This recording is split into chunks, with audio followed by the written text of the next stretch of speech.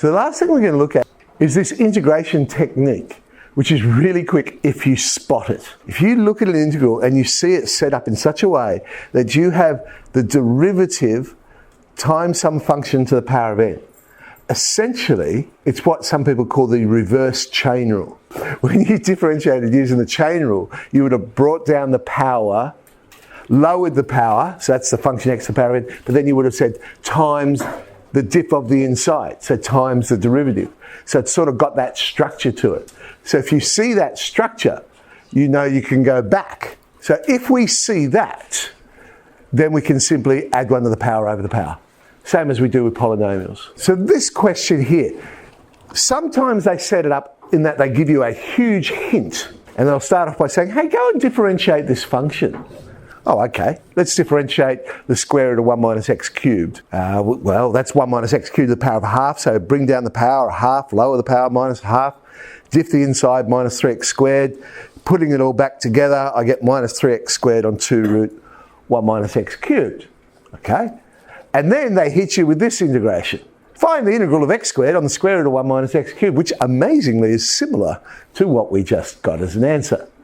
Now, if you ever see a question like this, and your answer doesn't look something like the next integral they ask you to do, you might have done something wrong. So you might want to be checking your working out.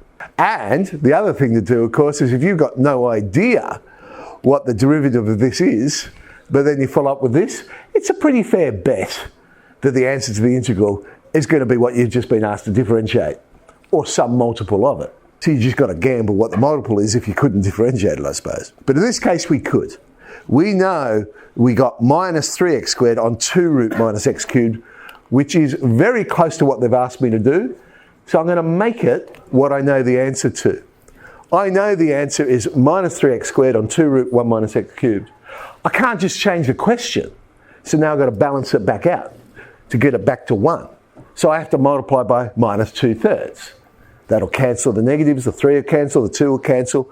It's back to the question they want. But now I've got an integral I know the answer to, because we just differentiated a function and got that answer. So therefore, it's minus 2/3 root 1 minus x cubed. So that's if they're incredibly nice to you. What if they're not? And they just give you this straight away.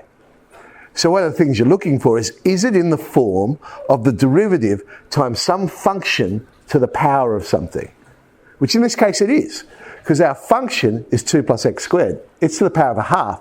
The derivative of 2 plus x squared is 2x. Well, I've got 1x. So I can easily create the derivative.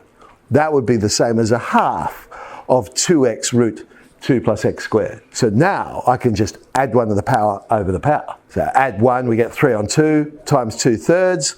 2's cancel, and I end up with 1/3 of 2 plus x squared root 2 plus x squared. Plus, of course, a constant. There's another technique for these called integration by substitution, which we'll look at in more detail next year. But the idea behind integration by substitution is I want to substitute in what's causing me the problem. And what's causing me the problem is this square root of 2 plus x squared. So I substitute in for it. I'm going to say, well, I'm going to let u equal 2 plus x squared. So I'm just going to replace it with another pronumeral. Now, the point is, I can't just replace one instance of the x. I've got to replace every instance of the x. It also means I have to replace the dx, because now I'm doing it with respect to u. So I have to come up with an expression for du, which I can do, because I know u is 2 plus x squared, so therefore du dx is 2x, so du is 2x dx. Now I can go and substitute in, because you see, I've got u under the square root sign. I've also got x dx. Well, that's a half of du. So I can now change this integral. I've got a half the integral of u to the power of a half, which is very easy to do. Add 1 to the power of the power, and I get my answer. But the key thing here, and a lot of people forget to do it, substitute back in for your u, because you introduced the u. They don't know what it is. Well, they do because you told them, but you've got to substitute your x back in so we get the same answer. So let's try this definite integral. Okay. Well, x cubed minus 2 is to the power of something.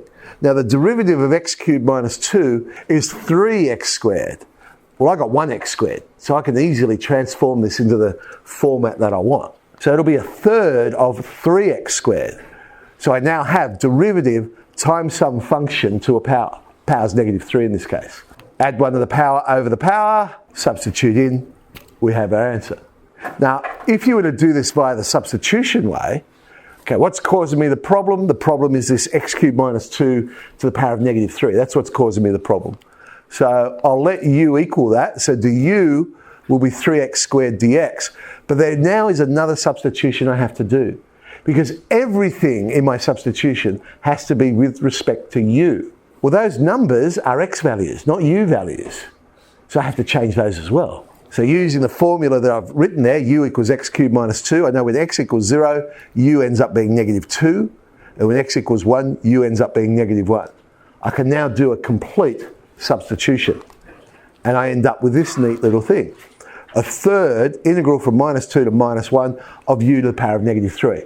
Add 1 to the power over the power. But in this one now, because it's a definite integral, I do not have to substitute back in the x's, because I've changed my limits. They're with respect to u. So I can just sub those u values straight in, and we get the answer -1/8. That'll do us for the year, eh?